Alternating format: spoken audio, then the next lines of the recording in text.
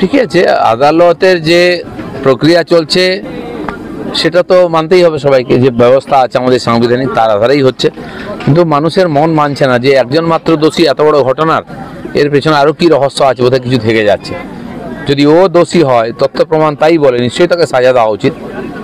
কিন্তু এইটুকু মানে মনে হচ্ছে যে গুরু অপরাধে আর লঘু দণ্ড হচ্ছে, এই মানুষের মনের যে সংশয় সেটাও দূর হওয়ার দরকার আছে।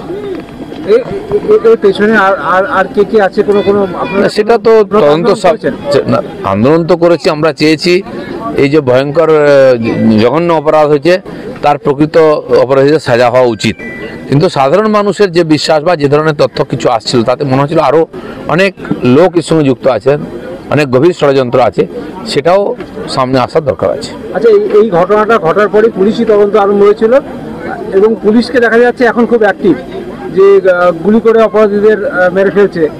তখন পুলিশের ভূমিকা কেমন ছিল? দেখুন, পুলিশের ভূমিকা নিয়ে সবসময় প্রশ্ন আছে পশ্চিমবাংলায়।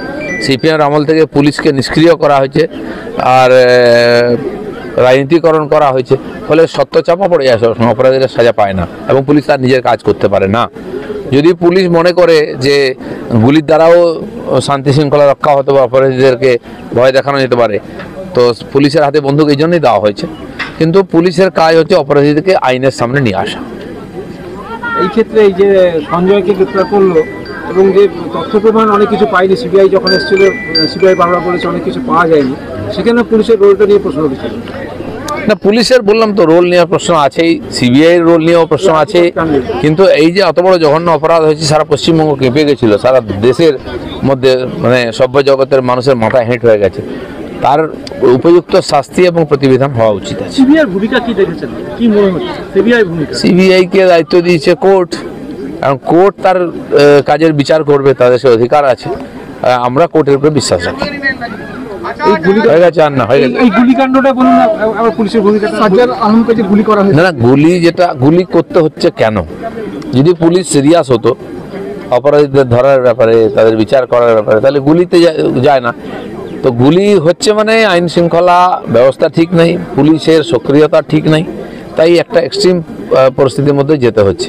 এটা তো কোর্ট তাহলে কি জন্য আছে? পুলিশ যদি গুলি করে শেষ করে দেবে? কাউকে মেরে ফেলে কিছু আড়াল করার চেষ্টা, অনেক কিছুই হয়, সন্দেহ হয় এটাই। কারণ এর আগে আমরা দেখেছি আলিমুদ্দিন স্ট্রিটে, সেখানে যারা বম ব্লাস্ট হয়েছিল, আর ইদ্রিস মিয়া থেকে আরম্ভ করে আর অনেককেই হত্যা করা হয়েছে। বহু জঘন্য অপরাধীরা হত্যা করেই ধামাচাপা দেওয়ার চেষ্টা হয়েছে, মুখ বন্ধ করার চেষ্টা হয়েছে। সেজন্য সবসময় এই ধরনের ঘটনা সন্দেহের মধ্যেই থাকে। আমরা আশা করব পুলিশ তার সক্রিয়তা, তার মানুষের সংশয় দূর করবে আর অপরাধীদের সাজাও দেবে। এই যে সাজ্জাদকে মারাইতে সরকারেরও তাহলে সাফল্য হবে, পুলিশের যদি সরকারের যদি সাফল্য থাকে তাহলে পালিয়ে যায় কি করে? আজ যদি আজিকরের অপরাধীকে কোর্টের সামনে এনে তথ্য প্রমাণ দিয়ে তাকে দোষী সাব্যস্ত করা যায়, তো বাকিদের ক্ষেত্রেও সেটা হতে পারে, আর এটাই হওয়া উচিত সব জগতে। কোথাও কি উত্তরপ্রদেশের পুলিশের মতো ভূমিকায় নেমেছে বাংলা? না, যদি মনে হয় এক উত্তরপ্রদেশ বিহারে মাফিয়া রাজ ছিল, সেটা নিয়ে আমরা হাসাহাসি করতাম, সেটা আলোচনা হতো। আর সেখানে শান্তি হয়ে গেছে। পশ্চিমবঙ্গ আজকে সেরকম চর্চার বিষয় হয়ে যাচ্ছে, পুলিশের কাজ নিয়ে সন্দেহ হচ্ছে, এখানে অপরাধীরা ঘুরে বেড়াচ্ছে, এটা চিন্তার বিষয়।